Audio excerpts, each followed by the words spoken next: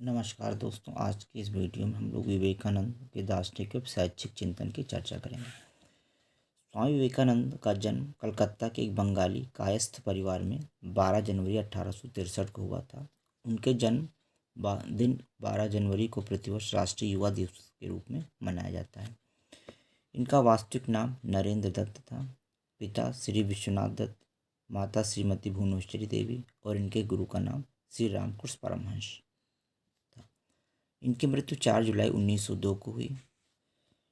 स्वामी विवेकानंद वेदांत दर्शन को मानते थे।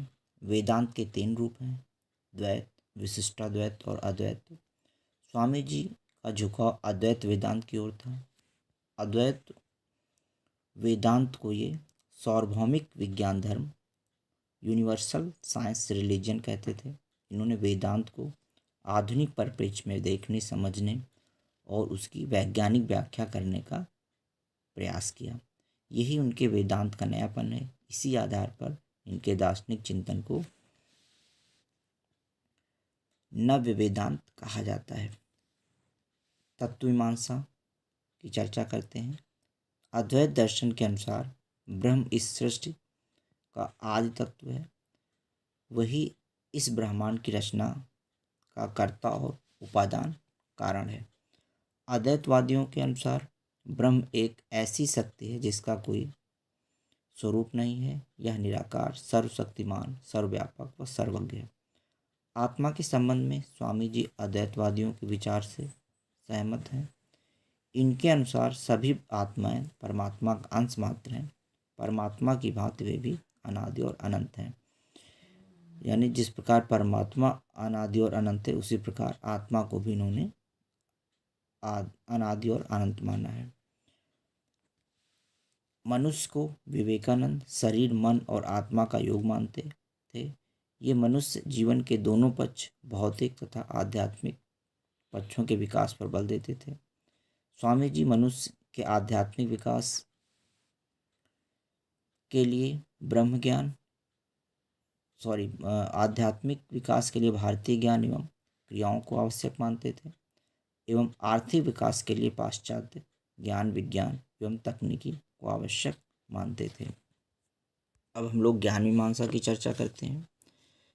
ज्ञान के 2 भाग होते हैं। एक तो भौतिक ज्ञान इन्होंने माना और आध्यात्मिक ज्ञान दूसरा।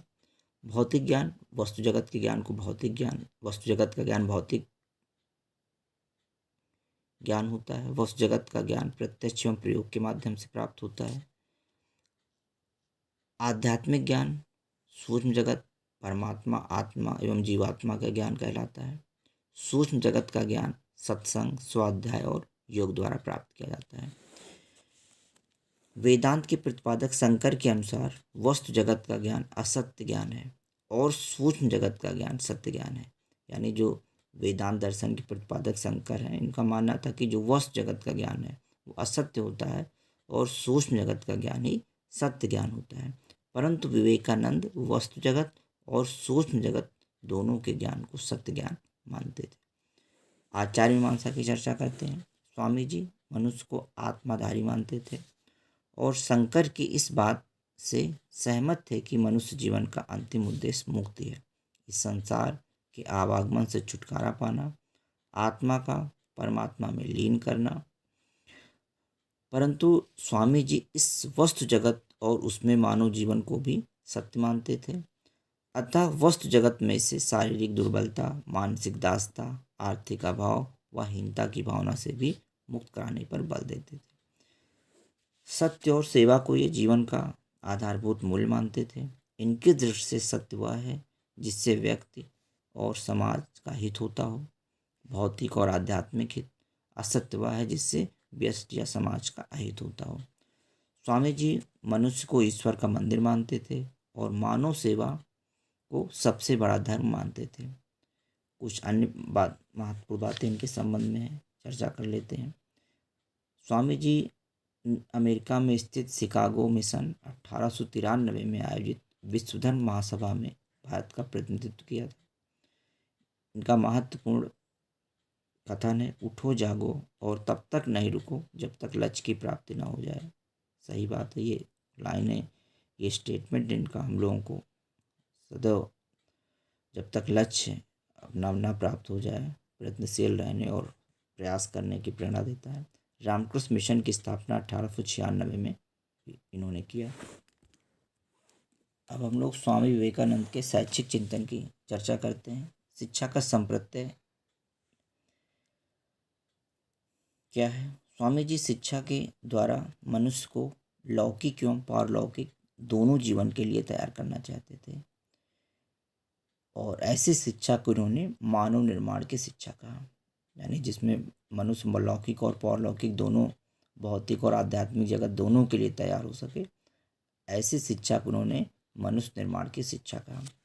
मनुष्य के भौतिक विकास की दृष्टि से इन्होंने नारा दिया, हमें ऐसी शिक्षा चाहिए जिसके द्वारा चरित्र का गठन हो, मन का बल बढ़े, बुद्धि का विकास हो और मनुष्य स्वावलंबी बने।